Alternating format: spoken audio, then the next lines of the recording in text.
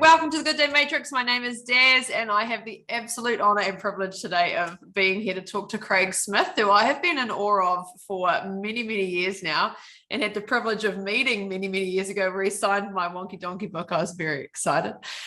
Craig Smith hails from the beautiful Queenstown. He is a dad. He is an award-winning author and musician, and he's in the hearts of children across Aotearoa and the world with his amazing, amazing storytelling skills. His imagination is awe-inspiring. He is absolutely an outdoors man, and I can't wait to talk to you about what you do in the outdoors, Craig, because I just think it's inspiring for other people as well. But you have adventured all over Aotearoa, sharing your music, sharing your stories, and bringing sunshine to everyone. So I can't wait to hear more about what you do for your wellness. So kia ora, and thank you so much for your time today. Kia ora, Daz. What an intro. Thank you very much. Gotta bring it. Oh, that's brilliant. Thank you. So at the Good Day Matrix, Craig, and we talk about all things wellness around body, mind, identity, community, and environment. And we really are just trying to inspire others to try and find things that work for them. So what works for me is it works for me. It's not going to work for the next person. Sure. So it's just hearing stories and trying to inspire the best we can that it's okay to try. You don't have to be great at everything, but you can also find your niche and find the things that work for you and really dig in to fill your cup. So we'll start with body today with you. And you are 100% an outdoors man. So what do you do for your body? What helps you to thrive? Well, it's funny. I was just having a conversation with a friend of mine just recently, talking about how I can't do exercise for exercise's sake. I can't go to the gym. I've tried, but I used to play basketball and rugby when I was younger. Put me into a competitive situation like that. But also, I love I do a thing called paragliding, which I walk up with a 20-kilo backpack on my back. And that's pretty exhausting. And then I get the reward is I get the chance to fly down after that. So that's pretty cool. I do a bit of fishing, a bit of hunting, and often, especially if you get something, you're carrying something out, and that's pretty full on as well. Yeah.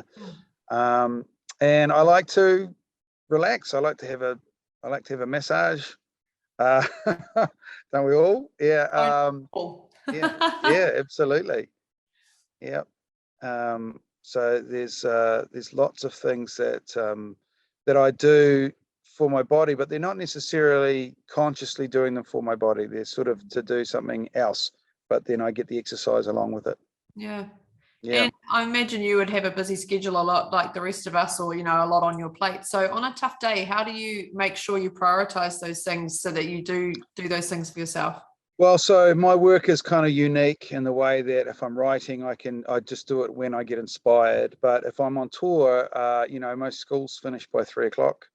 So I can actually finish the day at say 2:30 to 3:00. And then and in the summer, obviously in New Zealand, when we're so far south, we've got plenty of daylight hours to go and do stuff that we want to do. So I also do a bit of free diving as well. So if I'm touring around, So yeah. What is that feeling like? What, the freediving? Yeah. Yeah, it's good. You just got to go initially. You've got to go to a very calm, meditative space. Because if you actually think about, so my record is down to 17 meters. No, it's a long way, but it's not it's not 30 or 40 meters like some people can do. But if you're thinking about what you're actually doing, it can be a little bit daunting. So you've got to sort of be calm but apart from that, it's wonderful experience. That's a great way to lead us into mind how you can find that calm. So you talked to me when we had to catch catch up a few weeks ago, Yeah. that you put a lot of emphasis on creating zero time for yourself and just giving yourself space to do what you need to do and have that space and take that time. So yeah, absolutely. What are the things, I guess, that make you feel at peace or relaxed, and how do you get to that state? So having no responsibilities is a big one. So if you've got, like I've got a daughter, she's 7, and when she's around, she's all consuming, and I love it a bits. But you've got to get into a space where you don't have your children around. You've got to, which sounds harsh, but they demand so much of your attention that it's very hard to get into creative space.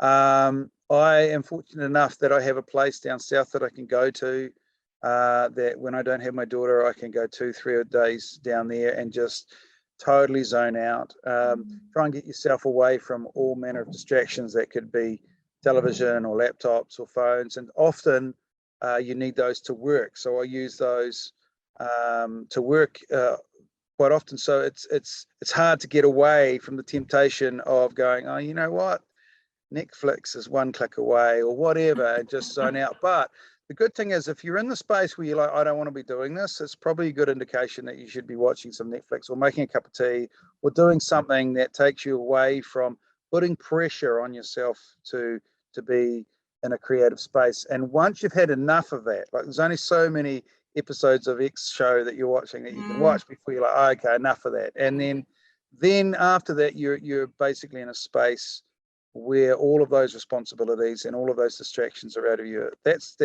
for me, that's when the best creativity can come in. I've had a great learning over the last, I got COVID 4 weeks ago, 3.5 weeks ago. And I got a shocker. My whole body ached from head to toe. My headaches were out the gate. It was so bad. And so I literally had to stop. I had no option. And my 3 kids all got it within a few days of me.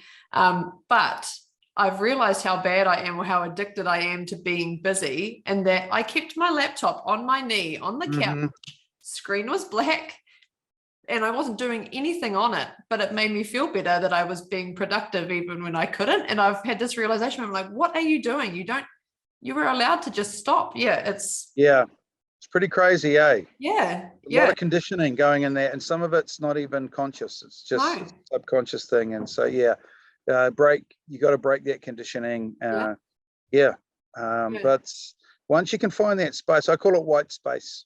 And once you get into a super relaxed state, in that you've got no responsibility, and that's so hard to do in this day and age, but it can be done. And once you get into that space, then I find that the creativity tends to come thick and fast in that space. It's sort of, you're making room for, some people would say that it's coming outside of your body. You know what I mean? Like these thoughts come to you, they're almost gifts. But if you're so in your body and so in your head, worried about certain things and thinking about certain things, you're not making space for that creativity to emerge. So one of the things that I do a lot is I write a lot of the things that I need to do down and get them out of my head. So once they're on whether you do it with a piece of paper or do it on your phone or whatever it is, or even if you can dictate to yourself and record on your phone what's important that has to be done later today or to be done tomorrow, so that you're not trying to remind yourself subconsciously, oh, I've got to do this in 3 hours. You know, you set the alarm, it's going to beep in 3 hours.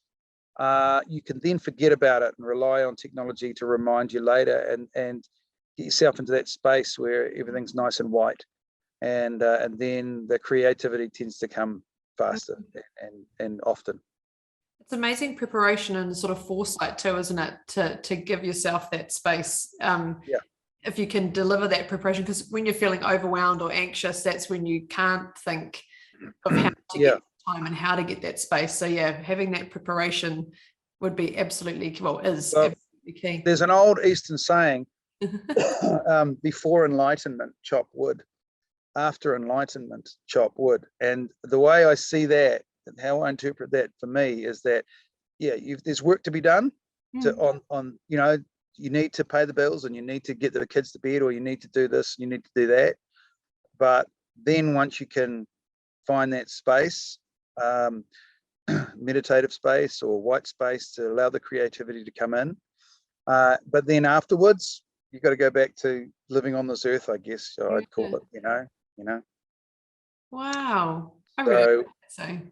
yeah, it's a good saying. Yeah. So when I go to work and when I'm doing functional, pragmatic, practical things in my life, it's me chopping wood, and then I can, once I've done enough of that so that I can survive for the next whatever, I Yeah. can then give myself the space to then be more creative. That's so cool. And back to work. Yeah. And it's also, it's not balance, because I really dislike the word balance, because everyone strives for balance and they find themselves always coming up short, because how do you balance everything? Mm-hmm. But I think that's almost, it's creating boundaries, isn't it? And it's Yeah. creating almost a structure to it. Like, yeah, I will do this, but then it will give me the space to be able to, Yes, to go and do this. absolutely. And ideally, you can get yourself, as time goes by, financially, if you can get yourself into a space where you don't have to chop as much wood, then you're then giving yourself more time to be more creative. Yeah. And it sort of snowballs in that way. Yeah, that's magical. I love Yeah. that. We'll go into identity. So for us, we feel like knowing who you are and where you come from is such a critical part of being well, and understanding sort of all of the things that have led you to where you are, and what you want to bring with you and what you don't want to bring with you, and Wow. why you do certain things, obviously, and certain words that come out of your mouth and you can hear your parents as you talk, or different traditions and why. But talk to us. When we talked, you talked about the significant difference between your younger self versus you now. So tell us about that and the journey. Yeah, well, this one we could talk about for hours, and it's ongoing. It's ongoing. I think I've read a lot of books and listened to a lot of podcasts lately, and the biggest thing that's dawning on me now is that the first thing to recognize is that you don't know anything, even though, like, I'm 50 now and I'm still learning so much now. And that's because I've been able to let go of a lot of the stuff that I thought I was, but I'm not. And all they are is, the way I see it is, when you're younger, you learn to do things to be accepted, because I think there's like an ancient 100,000-year-old, maybe longer, it's probably way longer than that, ritual of, if you're expelled outside the clan, or if you're expelled outside your tribe, in ancient times, you would have died. You got to stay near the fire, stay with your parents, stay in the cave. So anything that you need to do to be accepted by the group, to stay in that group, was essential. And it still is, to a degree. Like, obviously when you're younger, you're totally reliant on your parents, and so you tend to pick up habits and things that allow you to be accepted by your peers, by your family, maybe it's religion, I don't know. But then as you get older, you start to realize, hey, I'm independent now, and I can look after myself, and I can look after my own family. I don't need to be necessarily part of this tribe for protection. And so you start to let go, and not even really let go. They always stay with you. That's what I'm finding. They sneak back in, but you start to recognize them for what they are. And they were important to you when you were younger, because they helped you be accepted. And there's certain things, like, I mean, worst case scenario, let's say dad comes home and he's drunk and he's abusive. That fear that you have when you were younger, not that this happened to me, there's certain parallels that are similar, but this never happened to me. But I can see why jumping out the window or hiding under your bed, that fearfulness can actually protect you. But then as you get older, you start to realize, I don't need this fear anymore, but it was important. So I can thank it, and I can acknowledge it and say, hey, listen, you were important to me back then. and you might have even saved my life, but I don't need you anymore. That's not to say ever again, but I don't need you predominantly in my life anymore. Yeah. So you can thank it and let it go gracefully. And then when you do that, it's very similar to what we were talking about earlier about giving yourself space and white space and allowing creativity to come in. When you do that, when you let those parts of yourself go, you're now making room for a new emergence of your own self, your true self, I would call it, to come through. Yeah. And you can pick and choose. It's the beautiful part about it, life. And so this is what I'm experiencing now in my 50s. I'm starting to go, you know, I can do that. There are no real rules. And if I want to do this, I can allow myself to do that. And when you do that, you can blossom into a person that you like more. Yeah. I think one of the worst case scenarios, and I'm no psychologist or anything, but I see it a lot. I see people that see their old selves and go, well, that's once they recognize that they've been living 30 years or 40 years even, partially lying to themselves to be accepted. It's sort of a false persona that they've created. Yeah. When they recognize that, they go, wow, my whole life has been a lie, you know, and they see it, it's kind of like a death of the old self, but it's so powerful that it can actually mean the death of that person. Yeah. If they don't recognize it, if they're not recognizing that they can put that away, and it's actually a beautiful thing. That moment of the death of the old self, or saying goodbye to that false self, now means that what they call rock bottom, you know, now means that there's space for the new self to grow. And if people can't recognize that, then the worst case scenario can insinuate. But that's what I see. That's what I saw in myself, and that's what I now see in other people. And often I see people who are able to say goodbye gracefully and then move on from that. And that's a very, very cool thing to happen. But and it's when the truthful self, new self, can emerge. And it's when you start liking yourself more as well, because before perhaps you were doing things that you didn't even want to do, you know. So, and yet you were doing them because you thought that was what people wanted to see in you. Once you let that go, some really cool moments can happen in your life. That's what I believe. I love that. We talked to a psychologist a little while ago in a meeting. It wasn't actually for a wellness chat, but he was saying that we were talking about a specific person, and he was like, do you realize that most people, when a conflict situation happens, no matter what age they are, they'll revert back to their 10-year-old self? Of course. So 10-year-old self used to have to be defensive and protective, and they felt alone or whatever. That will be their immediate reaction to what's going on. So they'll immediately go on the defensive instead of being open-minded to listen. And it was like this light bulb moment went off for me, because I was curly hair, frizzy hair, buck teeth, big ears, they've been pinned back, glasses, skinny, transparent skin. Like, I was just awkward all the time, and I got hassled and bullied all the time. And so I became incredibly defensive and like on the attack before they could come, sort of thing. And I was like this realization moment as he said it. I was like, I do. As soon as something happens, I start to go, nah, hold on a minute. Like, nah, you know. Yeah. And when you were younger, that was probably important. It probably protected you. So that false self that you created was a protection thing, and important. But as you get older, you realize, and so some people don't realize it though. This is the sad thing. They don't realize that they can let that go. It's no longer needed. It's important when you were younger, or maybe it wasn't important, but at least you thought it was important. And but now you can let it go. And when you do that,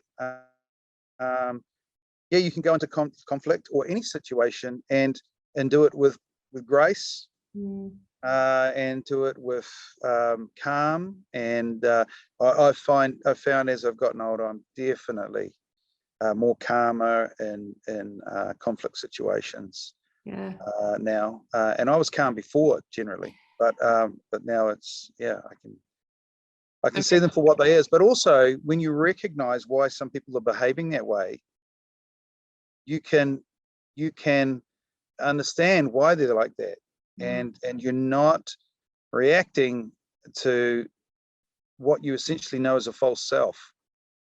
So if you're dealing with someone who's reacting in a really negative way towards you, you can see past that and say, well, the reason why they're doing that is because it could be a dozen reasons, but it's almost like if someone with autism came up and just said, hey, you're really fat, you would say, you'd probably forgive them a little bit more for making that comment because they're autistic, right? So everyone to a certain degree, and I'm not excluding myself in the statement, has mental issues. And so when people are like that, you can almost forgive them for the statement that they made and look past that. It's not to say that if they keep doing it, you have to sit there and listen to it all the time. You can leave that situation anytime you wish, but you can do it, as I said, with grace, as opposed to a reactionary. You can respond to a certain situation as opposed to react. Yeah. Control your controllables, eh? You can control what you put out. Yeah. So is there a person in your life, Craig, that has been a really positive influence or someone who's really shaped your life in terms of identity? Well, it's funny, my dad left when I was 1 or 2 years old, or just before I was 2. And so obviously my mum, she raised 6 children by herself. Wow.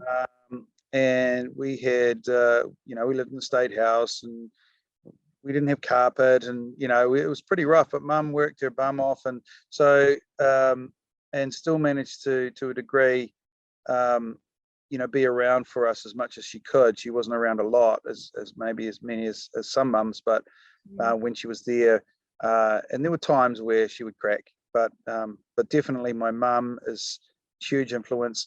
And as far as male or masculine energies around me, there's been dozens, and some of them have stepped in just with a kind word at the right time, or an encouraging word at the right time.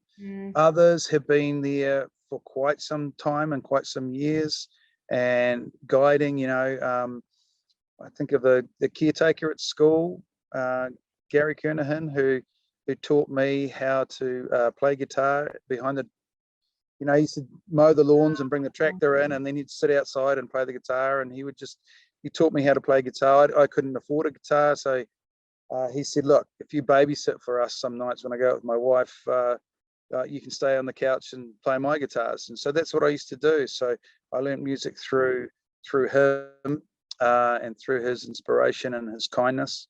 But there's been dozens of people like Gary along my life. It's the old saying, it takes a village to raise a child. And I've actually just finished writing a song about that. Cool. Another guy called Arthur Basting, who used to be the president of APRA, and he was a big rock for me as I was starting to venture into the commercialization of my music and my stories. And he helped out a lot with financial advice and with contractual advice, and he'd been there and done that years ago. He was one of the first people who worked with Television New Zealand. So so those two probably stand out immediately as we're talking, but there's dozens of people through my life who've taught me. That's been a common theme in different things that we've talked about, is there's one person, but you remember those names even for the kindest, smallest interaction. Didn't have to be a grand gesture. No. I remember my school caretaker, Mr. Fogarty, Joe Fogarty, and he was the man, and he was so kind, and he always knew your name, and he always made a point to say hello, and you'd seek him out because he was just gorgeous. And an energy that you felt safe with, and it was kind, and absolutely, it doesn't take much. And that's what I try and do when I go on tour. If I'm playing live, that's what I try and do. I just try and be this calm, safe, funny. I try to be funny with the kids. I try and get them smiling, and so that if they want to express themselves without fear of embarrassment or rejection, I try and say there's no such thing as a stupid question, or there's no such thing as a silly thing to do, or that's what I try and be. I try and model myself in those molds of the people like Gary Kernahan and Arthur Basting, and And it's beautiful. And again, this leads us beautifully into community. So when we talked, that's what you spoke about, was your interactions with children and how important that is for you. And when you walk into a room, that you acknowledge children before you actually acknowledge adults, which I love, being an ex-early childhood teacher and with all my books from when you came. Yay. I'll see just signed by you. But talk us through that and talk. I mean, we can already start to understand why that's so important. But you built a serious community around what you do. People, we love you. Like, as soon as there's a book by you, we're first down to Wickles to go and grab it for the kids. So, nice. Talk to us about that. Well, so it can cause a little bit of embarrassment, but a good embarrassment. So if I'm meeting people for the first time, and there's mum and dad and two kids, or a child, I'm not looking generally the parents in the eye. I'm looking the child in the eye, and when I say hi, how are you, and I stick out my hand for a handshake or a fist bump or a high five, it's to the child first, but often it's 99.9% of the time it's the other way around. You always say hello to the parents first, and then you acknowledge the children. And so there's times where a parent will put their hand up for a high five, thinking I'm asking them for a high five or a handshake, and I sort of politely ignore them and straight to the child. Now, sometimes the child's so embarrassed that they're hiding behind mum or dad, and that's a little bit harder. But if it's all about making the child feel validated and important and acknowledged, that's again what I try and do. So I make a conscious thing, and I've done it now so many times that it's not even conscious anymore. It's just I straight to the child and, hey mate, how are you? And then afterwards I'll talk to the parents. So that's just a small thing that I do. I mean, if I was in another line of work, it'd be different, but I write children's music and I write children's books. And so most of the people are there, and when I say most, I've had parents turn up without children. I've had grandparents turn up without their grandchildren and come to my shows just because they enjoy the shows and they enjoy the work that I do and they want to meet me in person, and that's lovely. But 90%, 99% of the kids or people are there are children to listen to me and experience meeting me, perhaps. And it's a fun thing. It's a fun thing to do, and I just, as I said, I just try to embolden the kids as much as I can, to the point where like I'm 6'4" and I'm 115 kilo, so and I acknowledge that even with adults, but with kids, I make sure I'm dropping down onto a knee or I'm sitting down, and sometimes even lying down, but depends on the circumstance. But I have lay on a floor before with a child who's been laying on a floor and is shy or is rolling away or is tired or whatever, and I'll get down on their level and say hello to them.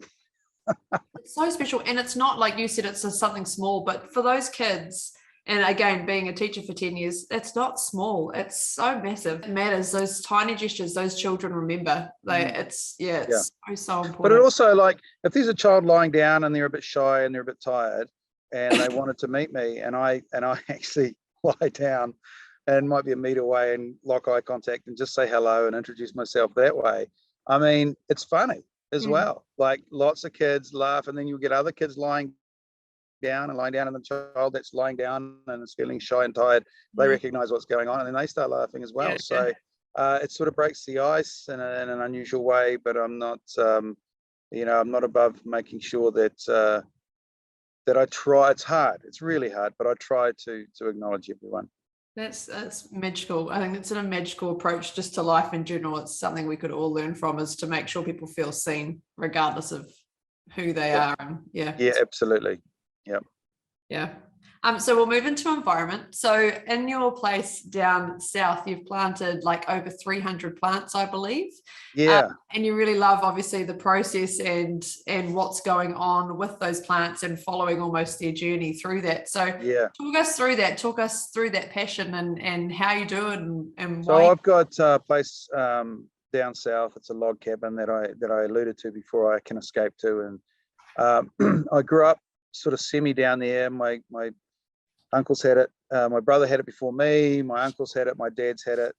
And so it was built in 76, and there's one next door that was built in 59.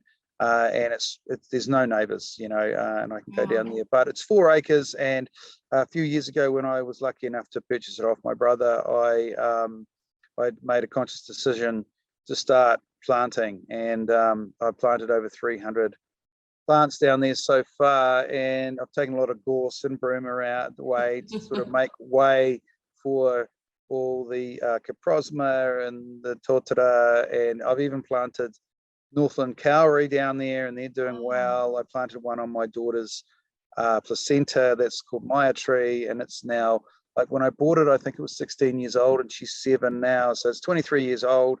And it's probably nearly 3 meters high now, and it's beautifully growing, and then there's a lot of beech trees and all that sort of stuff, and just the idea of sort of the more I plant and the more they start to grow, it's amazing the connection that you have, and I've learned lessons from them. So even just like, I've killed some because I've loved them too much. Like I've fertilized, put too much blood and bone on one, and it just burnt it, and one plant was growing really well amongst some broom, and I cut all the broom away to sort of give it more sun, but then of course got too much sun and died. And I thought, geez, if I just left things alone until it was pushing above the broom or whatever it is. So there's lots of things I've learned from them, and you can relate those. They're like metaphors for life. You can smother something too much. You can do too much to something and end up destroying what you love. It's a crazy thing, and the parallels that you can see. But then 95% of the things that I've planted have survived, and I've done right by them, and I'm taking care of them in the right way now and letting them become independent, and it's amazing to watch them grow. And the pride I feel, like I never get tired of when a new person comes in, taking them for a walk around the section and showing them my trees. That's so cool. I've named a whole bunch of them, and the other beautiful thing I love is when people come, I always have 1 or 2 little seedlings that I've got in a few pots, and I ask them to come with me, and we plant a new tree together. So some of these names are named after the people who have planted them with me. And some of them they've named themselves. So there's a rata down there called Rosie, and that was the name that my friends, my cousin and Justine and her partner Carrie, planted together, and it's doing really great. And love that. When I walk past the hey Rosie, and I think of my cousin and her partner, and there's dozens of trees around there, like my half sisters planted, and my other family have planted, my daughter's planted, and then there's the connection with that giant cowrie. So yeah, I love the process of it, and now I'm starting to get into fruit trees and things like that. I'm starting to do a little orchard, and because I've got into a bit more gardening. I haven't got round to doing like a raised garden with potatoes or lettuces or anything like that. I don't get down there enough probably to look after them the way those types of plants need looking after. But I imagine I'll get into that in the future as well. I've tried my veggie patches so many times, and it's dead right. I don't get down there, and then everything's grown over and weeds. Yeah. But and we've got rabbits down there and possums and things like that. So yeah, they get eaten quite quick. Yeah. I've got 2 Whānau trees we bought from Tiny when my son was born, just before my son was born. And we then moved house. My husband's a builder, so unfortunately you can't always take your trees with you. But this lady that bought the house said, I don't want these, so do you guys want to take them? And often you don't get to do that. And we said to her, we do, but the next house isn't going to be the house we stay in. Could we leave them in your ground? And once we get to the next place, we'll move them. And she's like, yeah, that's fine. And we actually moved 4 more times in that process. So Harry's 8 now, and we've been in this house for a year. So almost 7 years, this woman very politely left these Whānau trees growing in her front yard. And we transported them here about 6 months ago. And we were so worried because they had to cut a lot of the roots off as they got them out of the ground. Yeah. But they're thriving. I'm so rapt. So we've got this. Good job. And then my dad and I went to Waihi Beach. Since I was a little girl, talked about that he had a cave at Waihi Beach that he used to go to when he was younger and he'd fish from. And so we took the kids there a little while ago, and he collected kōwhai pods, and he's actually managed to grow about 7 seedlings at home. We're going to plant them here. I'm so excited. So yeah, they'll be actually easier than you think to grow, eh? Yeah. You can just get a pot, get some good topsoil, maybe some potting mix from your garden centre or whatever. Throw the seeds in, leave them outside, and they put them in a relatively sort of semi-shady but also a little bit of sunny spot, lots of water, and then leave them. That's pretty easy. Dad reckons, here you go, you might know this, you sound like the expert to ask. Dad reckons if you burnt them or cooked them a little bit, that they grow better. Oh, wow, I never heard that. I do know that unless they go through the process of being cold, like going through a winter, they don't, something doesn't trigger inside them. So you can short circuit that, I've been told, by throwing your seeds in the freezer for a month or something like that, and then planting them, and then they'll germinate. But not all trees are like that, or not all plants are like that. But I definitely know that if I throw the seeds out in spring without, like, there's some plants that just don't, they'll sit there for an entire year and then they'll go through the winter and then they'll seed. Whereas other ones, if I'd thrown them out, the same seed gatherings, if I throw them out earlier and they go through a winter on the ground, and then the sun comes and the warmth comes, then they start to germinate. It's a bizarre process, but obviously there's some sort of internal conscious or unconscious mechanism that makes the seed go, oh no, here we go. It's my time. We've been through a winter and now we've got time to grow. Now, obviously not all seeds do that, but some do. Yeah. Now, with all your travel around Aotearoa, where's your favorite place to go? We've got to. Wow, that's a tough question. I mean, I really love my little log cabin down south, and it's right next to Fiordland. Oh, wow. And it's a Fiordland National Park is such a beautiful park. But if I was traveling around, like, I mean, you could say that question and ask commercially, what's my favorite place to go to? I would probably say, while I'm on tour and doing shows, up around sort of Mount Maunganui area. But that's because not only is there a beautiful beach there and all that sort of stuff, but I've paraglided off Mount Maunganui and ridge soared up there and stayed up there for, like, I've finished my shows and then walked up to the top and then launched and stayed up there for 2 or 3 hours just floating above the ocean there, and just, it's such a beautiful spot. But then I've done the same thing at Back Beach in Taranaki, Kariatahi along Auckland, and I've flown off North Head with my paraglider and just sat there. I've sat there and watched the yacht, the super yachts go back and forth, for the America's Cup, waving at them while they're training. So yeah, it's pretty hard to, depending on what circumstance I'm in. But if I'm in a general sense, I would say Fiordland National Park is definitely my favorite. That's pretty magical. Wow. Yeah.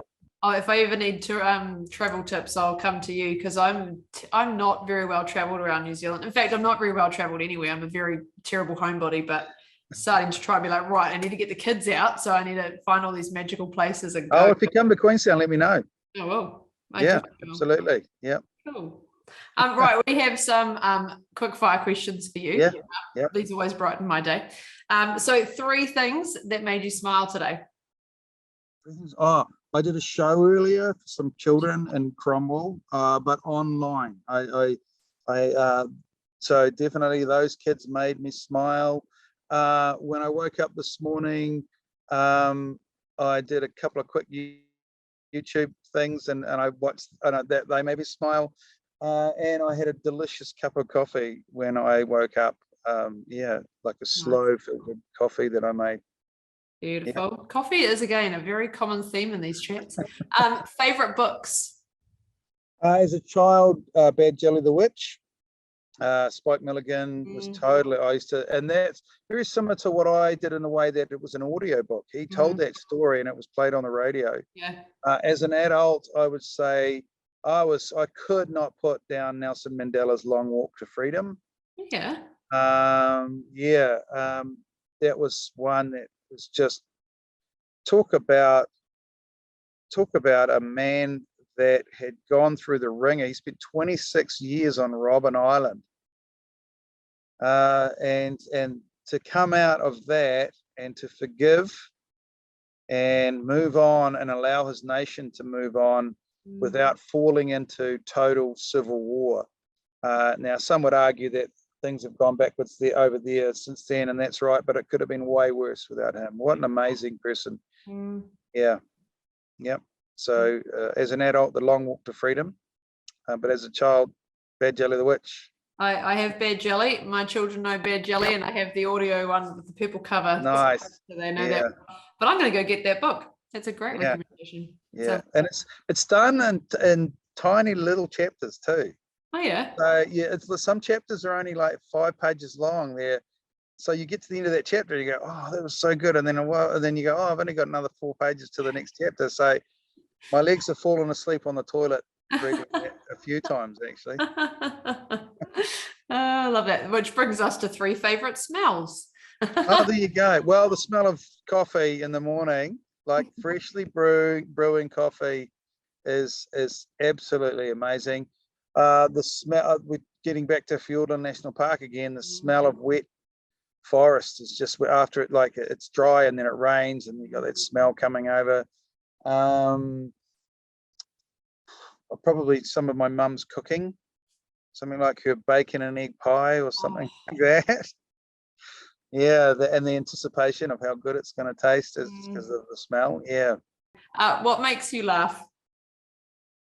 Wordplay definitely makes me laugh. Oh God, I could give you an example, but maybe it's inappropriate. Nothing's inappropriate here. How is the audience here? There is nothing inappropriate. People swear, people do whatever.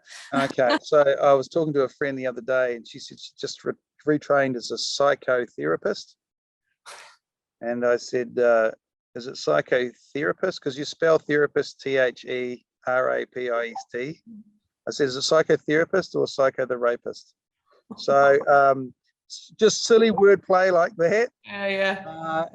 In saying that, I was talking to my gardener the other day, and we talked about he had a friend who went through an emergency, and I just heard the word, and he heard the word, and he because he knows that I do a bit of wordplay, and he said, but I told him it was an emergence.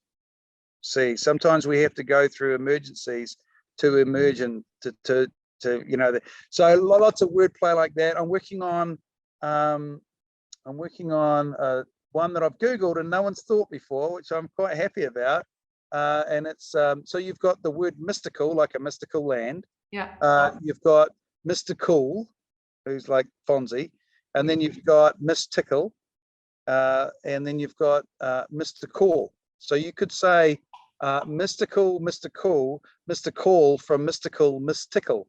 Had mystical, not mystical from mystical, and you can, so that I'm working on that at the moment. So silly stuff like that makes me laugh.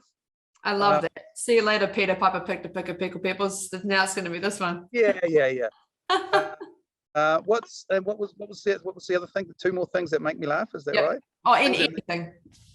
Just silly humor, clever, silly humor. I love what Ricky Gervais does. I love Dave Chappelle. This guy called Bill Burr. I love watching those guys. They make me laugh. They're clever. And just silliness. Like my daughter makes me laugh so easily. She made a song up the other day. I don't know where she came up with it, and it was your brain is in your butthole and your butthole is in your brain.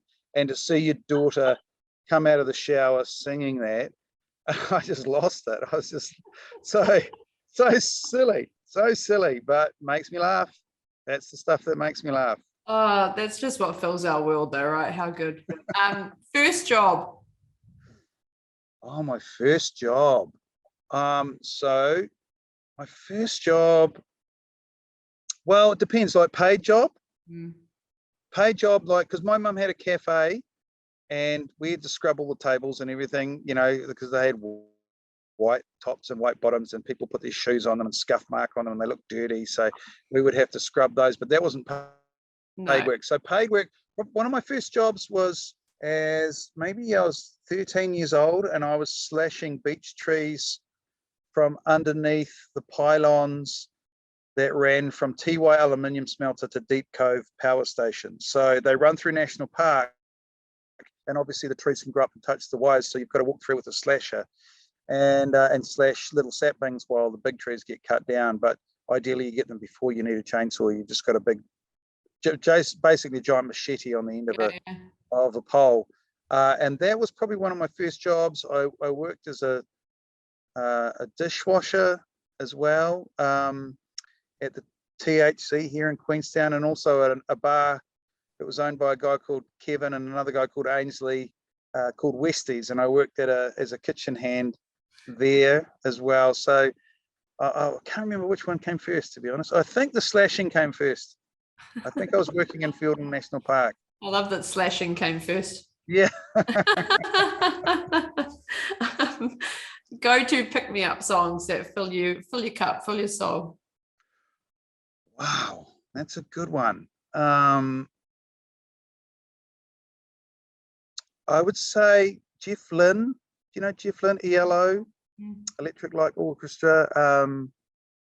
Mr. Sunshine, you know that one? Mr. Sunshine. And also probably George Harrison's Here Come the Sun. There's a lot of 60s stuff, 70s stuff that I love that just was so melodic and it was just on the verge. They were mixing old acoustic with new electronic stuff. And yeah, the old school stuff. Yeah, but stuff like that. Yeah. I love it. Every time I ask, I build a playlist of everyone's eclectic music. I love it. Yeah, but then there's some modern stuff coming out too that's a lot of fun. So yeah, absolutely. I've been listening to, like, Moby has got he's got some meditative relaxation music. Oh yeah. That's got nothing to do with what you would think is Moby. It's just very simple, very spacious, and I'll put that on and I've got a jacuzzi and I'll jump in the jacuzzi at nighttime and put that on and just close my eyes and just drift. Yeah. Magic. So that's pretty cool. That's pretty enlightening. Yeah. 3 things you're grateful for today. I'm grateful for my daughter. She's beautiful. I'm grateful that I am able to make a living doing stuff that I love. And I'm grateful for being able to recognize what we were talking about before, recognizing that there was stuff that was essential when I was a kid, but I don't need it anymore. And I've been able to, as I said, not necessarily let it go, but acknowledge it for what it is and put it aside. And I'm grateful for that room in my soul, I guess, for my new self to emerge and be able to recognize that I can, I'm the master of my own destiny, and that I can do things if I want to do them. And sometimes it just takes time and effort, but yeah, that's what I'm grateful for, that I've been able to recognize that. And that's because, getting back to what we were talking about before, of those mentors that I had in the past, my mum, and all those fabulous people that have helped me along my journey. Beautiful. I love that. Magical people. Hobbies. Any hobbies you have? I think we know some of them. Well, I mean, my hobby was my guitar, but now it's kind of like my music making. So I'm is it a hobby or is it my work? I'd still say it's a hobby. I love skiing in the winter. I love getting up early in the morning and get back. There's a thing called First Tracks where you can go from 8 a.m. onwards, and it's before the sun rises, and often I'm on the chair as the sun rising. It's really cold. There's very few people on the mountain. I love that. Paragliding, fishing, hunting. I've got so many hobbies, really. I bought a Dobsonian telescope for Christmas for myself this year. I had that out on the deck last night watching the full moon, and I was there for 2 hours just looking at this moon. Amazing. So that's a new hobby of mine. Yeah, lots of things. Oh, that's so cool, Craig. I love that. Well, now we used to always use this as saying, what does a lazy day look like for you? But we've learned that not everyone has lazy days. So what is a lazy no, I have lazy days. recovery day? So what was that, the last bit? Or what does a recovery day look like for you? Oh no, I'm happy to call them lazy days. I am. I mean, I wrote a song called the Hedonist, and it's about the chorus is, I get up just so I can lie down. So you get up in the morning, walk over the couch, you lie back down again. and one of the lines is, I'd put them right if only I could. People call me lazy, I'd put them right if only I could get up off the couch. If I could get up off the couch, I'd put you right. I'm not lazy. No, I'm happy to be lazy. And like I used to play basketball. I played basketball for Otago when I was younger. So I used to play and travel a lot with basketball, and it's the NBA finals on at the moment. So I've been lying on the couch, and I'll give myself permission. Like, I was saying the distractions earlier, don't. But at the moment, I'm like, no, I'm going to give myself permission to watch these games. Yeah. I'm hoping that the Dallas Mavericks will make it through to the final. Yeah, so that's a lazy days, lying on the couch, maybe watching a bit of TV. As I said before, I got a jacuzzi, so I might do that. I love cooking with lots of time. So often I just sit in the kitchen and, like I'm going to do today, make some bacon and egg pie. Nice. And just give myself some space to do things other than trying to write a new song or a new story. And as I said, what happens before is you get yourself into a space where you're sort of starting to itch for the guitar and itch to be creative. Yeah. So yeah, lazy day. I'm going to do the rest of the day. It's going to be pretty lazy for me. Nice. Watch some basketball and just chill on the couch. Just chill. I love that. Qualities you love about yourself. Qualities I like about myself. I like that I'm calm. I like that I'm good with kids. I do like that. I like making kids laugh and smile and feel empowered.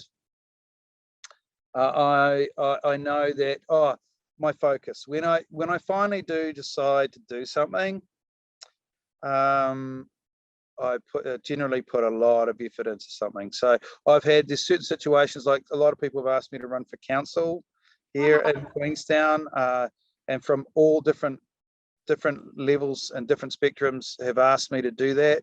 And I just know that if I do that, the focus that I'll put on that will be so much that it'll affect other areas of my life. And I'm really happy with my creativity in writing children's books and writing children's songs at the moment. So it may be something that I'll do in the future, but nothing right now, because I know that once I get into it, I'll be focused on it. So my focus is a quality, because I generally get results when I tend to focus on things and do them properly. So there's a few qualities that I enjoy about myself. That's awesome. Awesome. I love that. So many people go, nothing. And I'm like, I'll wait here until you say something great about yourself. Because as I said, like, I've been able to give myself a bit more room now to acknowledge this new Craig that's coming through. And in part, it's always been there. And there's been little sprouts coming through, but now I've been able to let this other stuff go. There's more room. Yeah. Do you have any creativity life hacks or creativity hacks for anyone who's trying to start giving themselves space or trying to start being creative? Well, what I would say is, it's funny because Elon Musk said this. I watched a talk that he said, while you're young and have not a lot of responsibilities, when you're older and you've got children and stuff like that, there's definitely things that you have to put aside for the benefit of chopping wood. You know what I mean? Like, to getting on with life, to make sure that you've got a nice home and you've got food and you've got clothes and things like that. But while you're young, I would say don't waste it on I mean, sitting in front of the TV all day playing PlayStation would be like, do something risky and different and crazy risky. Do something, because it doesn't matter if you fail when you're younger.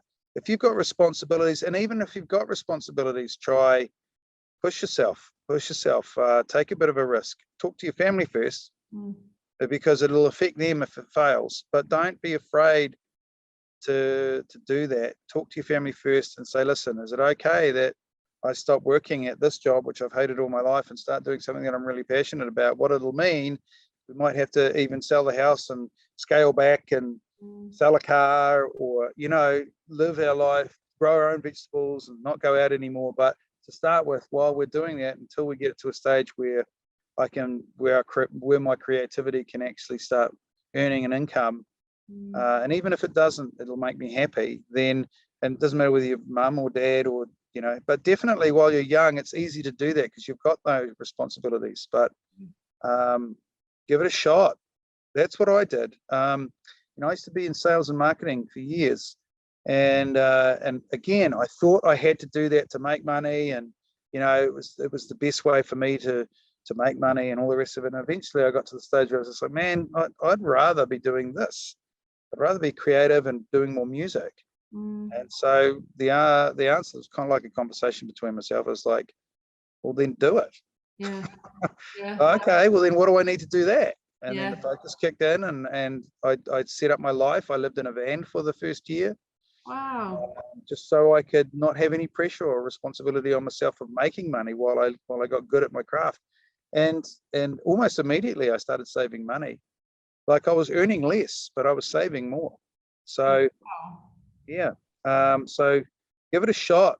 Think of something. And often a lot of people say to me, oh, you're so lucky that you found the thing that you love doing. And I'm like, I bet you know what you love doing. It's probably something that you do unconsciously, you know, that you're not even aware of, because you haven't made room to acknowledge that's what you love to do. So it could be, I don't know, it could be a friend who collects rocks, and everywhere she goes, she's collecting rocks. And I said to her, you know, but you got to do something with rocks. You love collecting rocks. You love the stories and why there's. You got to do something with geology. Go back and retrain. Or, I mean, I was just riffing. I said, but it'll be something like that. Yeah. Something that's right in front of you that you love doing.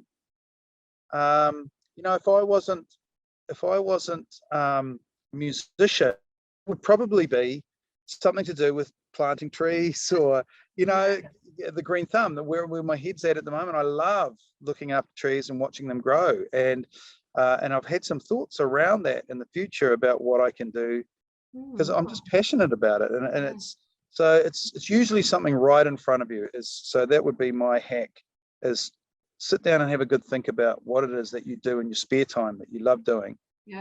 And, you know, and make that your life's mission to empower yourself to do that. Because if you're doing something you love, you'll never work a day in your life. That's what they say. Exactly. And it's that fusion point, right? When you're doing it doesn't feel like work. You just do it because you absolutely adore it and you want it to be the best it can. Please make a book about gardening 101 for people like me, and put your spin of fun on it, and I'm so there. That's a good idea. Honestly, and not just gardening, you know, like we've got the Yates gardening book, right? I got given that when I first moved out of home, like, good luck, now you're on your own, you better start, you know. But pardon? I've just had a title come in for the book. Just had a download. It's Robert the Plant. Robert the Plant. I'm not sure if you're a Led Zeppelin fan. I am not. No, Robert Plant is the lead singer of Led Zeppelin, so we could call it Robert the Plant or Bob the Plant. I don't know. Yeah. But seriously, anyway. I think sometimes we put plants out, but I don't think we appreciate why we've done it and what's actually going on for it to, you know, like that'd be a pretty magical book, even for children to do with their mums and dads, to follow processes of what they're doing. Right. Credit me in the book, eh? You're welcome. Yeah, well, I mean, if it comes to fruition, we'll definitely send you a copy and I signed know. Just invite me to the launch. I'll fly down. Okay. Well, this has been amazing, and I'm so, so grateful for your time. And I know how much people are going to get out of this, both from a creative lens and from an environment lens and from how to treat other human lens. Like there's so many different pieces, but also lots of how-tos. So I'm so excited that they can actually watch this back and really get some great tips on where to start, how to start, and seeing your passion of why start. Because if you talk so passionately about what you're doing, and that's a great why for other people to see, they can be that passionate about the things they're doing. Well, all I can say is those things that I've said, they just work for me. I wouldn't presume to tell anyone else what to do. It's just stuff that's worked for me, and maybe it'll work for them too.